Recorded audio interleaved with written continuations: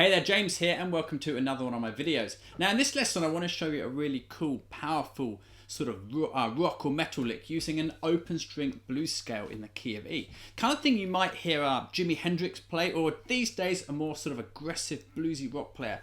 Someone along the lines of Zakk Wylde would play a lick like this quite a lot. So I think what's best is if I play it over a backing track for you so you can check it out, and then I'll show you the scale shape it's coming from, and we'll break the lick down and I'll teach it to you one bit at a time. By the end of this video, I'll have you up and running playing this lick. So let's check it out over the backing track now.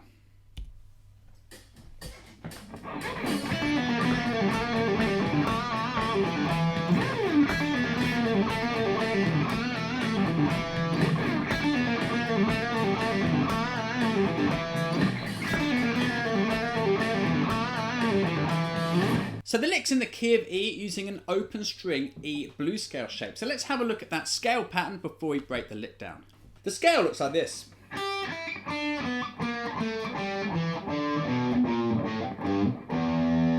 we're not using the low strings in this particular lick, but I'll show you the whole pattern anyway. So coming backwards down the scale, I'm going to play the third fret on the high E string, the open E, B string at the third fret, open B, 3, 2, open along the G string,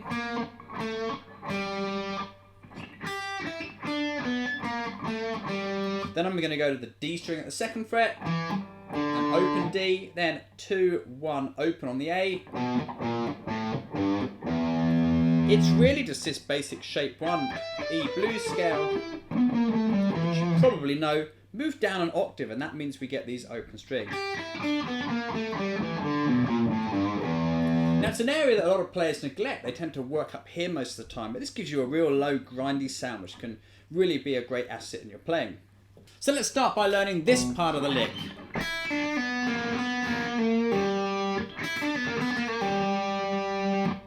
I'm playing the open top E string, then I'm picking the B string at the third fret and pulling off to the open B string.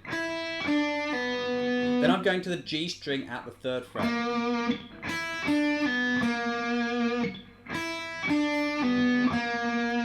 Follow this up by playing the open B string. Then we're going to pick the third fret on the G string. We're going to pull off to our first finger at the second fret, and then pull off to the open G string.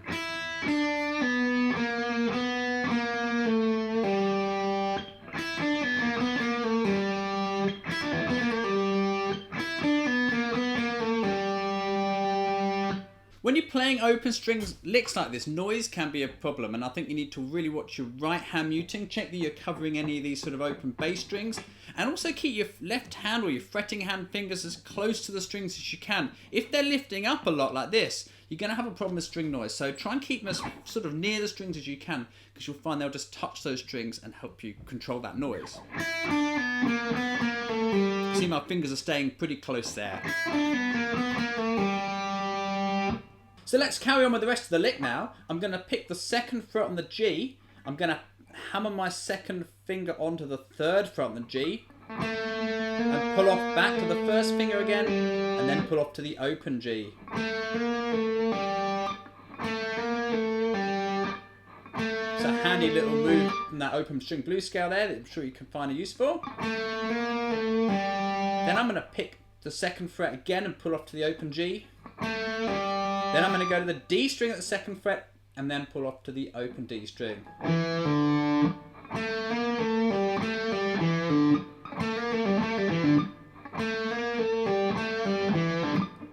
Let's have a listen to what we've got so far then.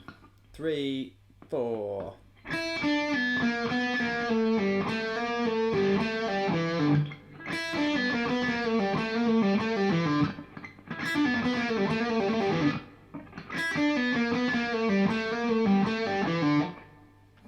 Now the next part of this lick uses a cool but quite tricky sounding bend, so be prepared to work on this bit a little bit. It's going to help you build up the strength for bending with your first finger, and just toughen up the side of your finger here to really help you move this string. So let's have a look at this bend, see how we do that. Now we don't normally bend down so low on the neck as this, and this is why it can be quite tough. What I'm going to do is play the G string at the second fret with my first finger. I'm going to pull it down towards the floor. Let it back there. and then do that again. So I'm going like that, bending it twice. Pick it, bend it down, let it back, bend it back down again, let it back, and then pull off to the open G. Finally, we're going to go onto the D string there, pick it at the 2nd fret, pull off to the open D, and then play the D at the 2nd fret.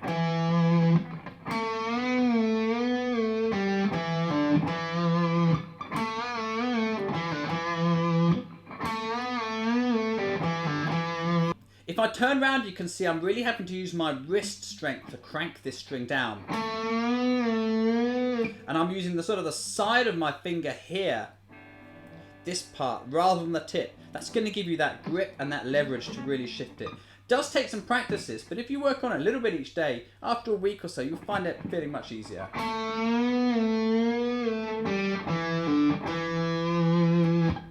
So let me play the whole lick for you really slow. 3, 4, and...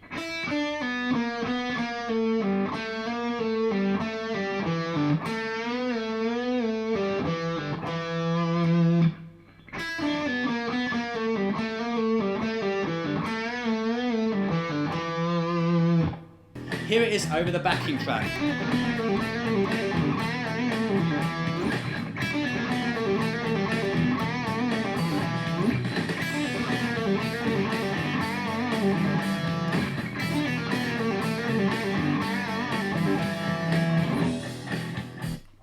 Okay, now like I say in most of my lessons, what you want to do is take the parts of this lick which you like and practice jamming around with them. For example, maybe you like this first part.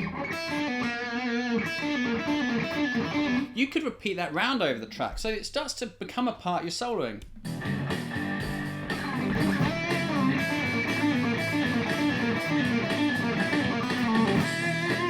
See, I managed to make that work over the track here. Maybe you particularly like that bend once you get the hang of it. Then just take it and explore what you can do with it so it stops becoming a lick and actually becomes a little part of your soloing vocabulary. Let's see what we could do with that bend.